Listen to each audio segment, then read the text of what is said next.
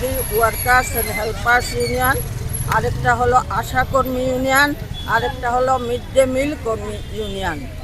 এই তিনটা যে প্রকল্প, এগুলো কিন্তু খুব গুরুত্বপূর্ণ সমাজের জন্য।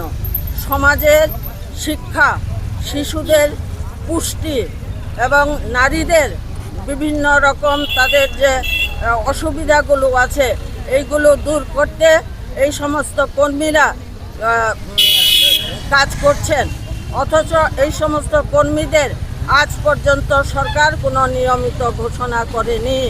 ৪৫ এবং ৪৬তম ভারতীয় শ্রম সম্মেলন সেখানে সুপারিশ করেছিল যে প্রকল্প কর্মীদের নিয়মিতকরণ করতে হবে।